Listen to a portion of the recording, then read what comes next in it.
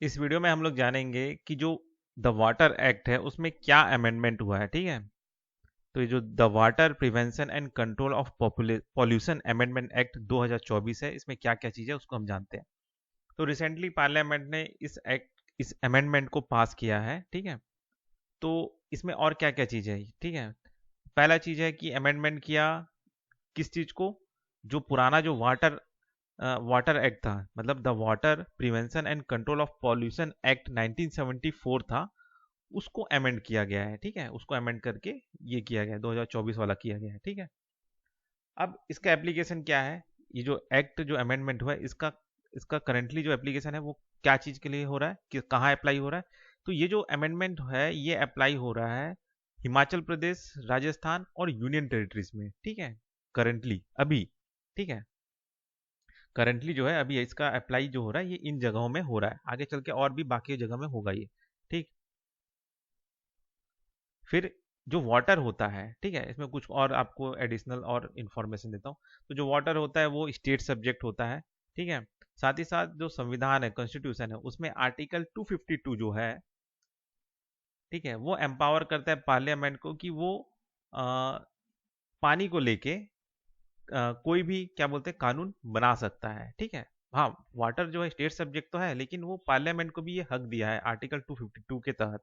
ठीक है, कि वो भी उस चीज को लेके, उसको भी मतलब पार्लियामेंट को भी एक लेजिस्लेटिव पावर है कि उसको लेके लेजिस्लेट कर सकता है। ठीक है, अब जानते हैं कि ये जो अभी ये जो वाटर एक्ट आया है, जो पुराना जो वाटर एक्ट था 1974, उसमें क्या क्या चीज था। ठीक है, तो पहला चीज ये जो एक्ट था ये प्रोवाइड करता है आपका वाटर पॉल्यूशन को कंट्रोल करना, प्रिवेंट करना। ठीक है, साथ ही साथ वाटर को रिस्टोर करना, मेंटेन करना उसके क्वालिटी को, ये चीज है। ठीक है, जब शुरुआत में जब ये एक्ट आया था 1974 वाला, तो ये लगभग 25 राज्यों में इसको अप्लाई किया गया था। ठीक है, और ये तब से लेके अब तक दो बार और अमेंड हो चुका है। एक बार हुआ था 1988 में, उसके बाद हुआ आपका 2003 में, उसका ये अभी हो रहा है ना। फिर इसमें क्या क्या रेगुलेटरी बॉडीज हैं। ठीक है, तो इसके तहत दो रेगुलेटरी बॉडीज है, central pollution control board CPCB, और एक है स्टेट पॉल्यूशन कंट्रोल बोर्ड। ठीक है, जो कि इसी के अंडर आता है ना, इसी एक्ट के अंदर ये बना है ना। साथ ही साथ इसमें यह है कि इस एक्ट के तहत कि मैंडेटरी होता था इंडस्ट्रियल यूनिट्स के लिए कि भाई उनको फैक्ट्री लगाने से पहले ये जो बोर्ड है इनसे परमिशन लेना है। ठीक है, अप्रूवल लेना है, तभी वो कोई भी फैक्ट्री लगा सकते हैं। ठीक, ये चीज था, तो इस एक्ट के तहत ये सब है। अब जानते हैं कि ये जो अभी अमेंडमेंट हुआ इसमें क्या क्या चीज है, की अमेंडमेंट्स क्या क्या है जो स्पेशल है अभी। ठीक है, तो पहले क्या होता था कि जो वाटर अमेंडमेंट एक्ट था 1974, उसमें क्या होता था कि जो चेयरमैन होता था, ठीक है, ये आपका स्टेट पॉल्यूशन कंट्रोल बोर्ड का जो चेयरमैन होता था, वो स्टेट नॉमिनेट करता था। ठीक है, स्टेट गवर्नमेंट नॉमिनेट करते थे। लेकिन अब क्या हो रहा है, इस एक्ट के तहत जो ये नया एक्ट आया है, इसमें क्या हो रहा है कि सेंट्रल गवर्नमेंट प्रिस्क्राइब कर रहा है। ठीक है, कि किस मैनर में आप नॉमिनेट कर सकते हैं, उसका क्या टर्म्स और कंडीशन होना चाहिए, क्या सर्विस होना चाहिए, मतलब क्या कंडीशन ऑफ सर्विस होना चाहिए उस चेयरमैन का। ठीक है, तो अब सेंट्रल गवर्नमेंट डिसाइड कर रहा है इस एक्ट के तहत, वो पावर अभी सेंट्रल गवर्नमेंट के पास आ गया है। ठीक है, कि मतलब सेंट्रल गवर्नमेंट प्रिस्क्राइब कर रहा है कि किस मैनर में आपको नॉमिनेट करना है, क्या terms and condition of service होना चाहिए, वो चीज़। ठीक, दूसरा ये है कि पहले क्या होता था कि जो वाटर एक्ट 1974 था उसमें क्या होता था कि जो स्टेट गवर्नमेंट था वो अपने से ही कुछ कैटेगरी के इंडस्ट्रियल प्लांट को एग्जेम्प्ट कर सकता था कि भाई हाँ, आप इस आपको छूट देते हैं कि आप डिस्चार्ज कर सकते हैं इस तरह का पानी को। ठीक है, और ठीक है, और क्या बोलते हैं, स्टेट के पास एम्पावर था कि वो गाइडलाइन भी इशू करता था।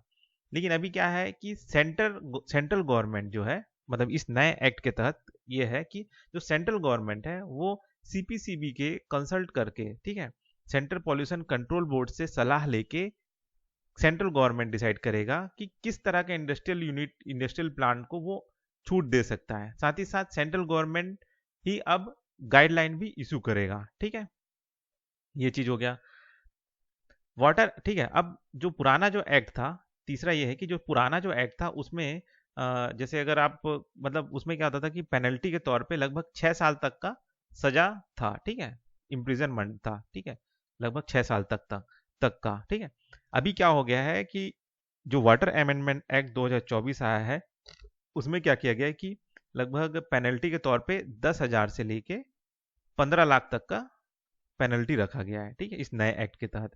ठीक। अब इस नए एक्ट में और क्या चीज़ है? पहला चीज़ ये है कि अगर कोई ऑफिशियल, जो गवर्नमेंट डिपार्टमेंट के कुछ ऑफिशियल हैं, जो अगर कुछ ऑफेंस करते हैं, तो पेनल्टी के तौर पे उनका 1 महीने का जो बेसिक सैलरी है वो पेनल्टी पे लिया जाएगा, ठीक है, पेनल्टी में पे करेगा वो, ठीक है, ये है इस नए एक्ट के तहत। कुछ और अदर प्रोविजंस इसमें और क्या क्या है कि भाई जैसे अगर मान के चलिए कि कोई अगर टेम्परिंग कर रहा है डिवाइस को, ठीक है, जो भी वाटर को चेक करने का मॉनिटरिंग डिवाइस है, उसको अगर कोई जानबूझ के उसको चेंज कर रहा है, उसको खराब कर रहा है, ठीक है, तो उस पर पेनल्टी रखा गया है 10,000 से लेके 15 लाख रुपया, ठीक है। साथ ही साथ इस एक्ट के तहत में जो एजुकेटिंग ऑफिसर है, ठीक है, उसको एक तरह से, ठीक है, ये जो एक्ट है अलाउ कर रहा है सेंट्रल गवर्नमेंट को कि वो अपॉइंट कर सकता है एजुकेशन ऑफिसर, ठीक है, एजुकेशन एजुकेशन ऑफिसर को वो सेंट्रल गवर्नमेंट जो है अपॉइंट कर सकता है, ठीक है, जो डिटरमाइन करेगा कि कितना पेनल्टी लगाना है, ठीक। और देखा जाए तो ये जो पेनल्टी जो इम्पोज होगा, ठीक है, कौन करेगा? एजुकेटिंग ऑफिसर करेगा, है ना। और ये जो पेनल्टी इम्पोज हुआ है, वो पेनल्टी कहाँ जाएगा? एनवायरमेंटल प्रोटेक्शन फंड में जाएगा, ठीक है, ठीक है, जो कि स्टेब्लिश है किसके अंदर? ये जो एनवायरमेंटल प्रोटेक्शन फंड जो है किसके अंडर में बना है? एनवायरमेंट प्रोटेक्शन एक्ट 1986 के अंदर, ठीक है, एनवायरमेंट प्रोटेक्शन एक्ट 1986 जो है उसके अंडर जो है आपका ये जो ईपीएफ है, मतलब एनवायरमेंट प्रोटेक्शन फंड, वो बना है।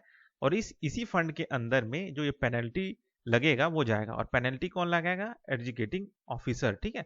और ये जो एजुकेटिंग ऑफिसर जो है, इसको अपॉइंट कौन करेगा? उसको अपॉइंट करेगा सेंट्रल गवर्नमेंट, ठीक है। प्लस हाँ, अब जैसे अगर एजुकेटिंग ऑफिसर जो है वो अगर एजुडिकेटिंग, ठीक है, थोड़ा सा प्रोनाउंसिएशन थोड़ा गलत सा हो रहा है ना, एजुडिकेटिंग जो ऑफिसर है वो जो पेनल्टी लगाएगा, ठीक है, अब कहीं ना कहीं अपील करने का हक तो रहेगा।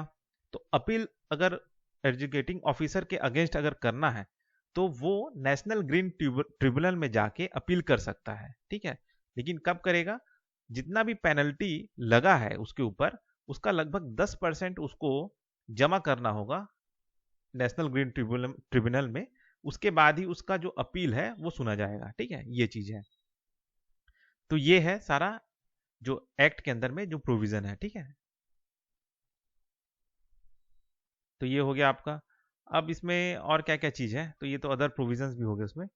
अब इसका क्रिटिसिज्म ये है कि जो पेनल्टीज है वो कहीं ना कहीं इनफेक्टिव रहेगा, ऐसा करके कहा जा रहा है, ठीक है। जैसे कई सारे जो घाट है वहाँ पे जो कचरा फैलाए जाते हैं, तो ये सब छोटे माइनर ऑफेंस है, इनके जो पेनल्टीज है उनको एनफोर्स करना थोड़ा मुश्किल जाएगा, ये इसका एक क्रिटिसिज्म है। उसको आप कैसे आप संभालोगे? क्योंकि कल्चरल रीजन बोल के कहीं ना कहीं उसको अ, छूट दे दिया जाता है, तो वो भी तो कहीं ना कहीं एक तरह से लिटर लिटरिंग हो रहा है ना।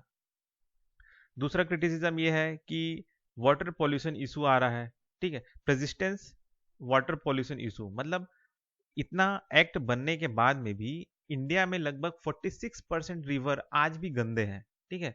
इसमें गंगा, जो गंगा नदी है वो भी इंक्लूड है, आज भी उसमें गंदगी वैसे ही आ रहा है जा रहा है, ठीक है। उसका अभी तक कोई समाधान नहीं हुआ है ठीक से, ठीक। दूसरा ये है कि इस एक्ट के तहत जो आपका क्लाइमेट चेंज है और जो वाटर क्राइसिस हो रहा है उसको कहीं ना कहीं इग्नोर कर दिया गया, ठीक है, ये चीज कहा जा रहा है। तो ये सारा इसका एक क्रिटिसिज्म है, ठीक है। तो बस इस वीडियो में इतना ही, फिर मिलते हैं नेक्स्ट वीडियो में।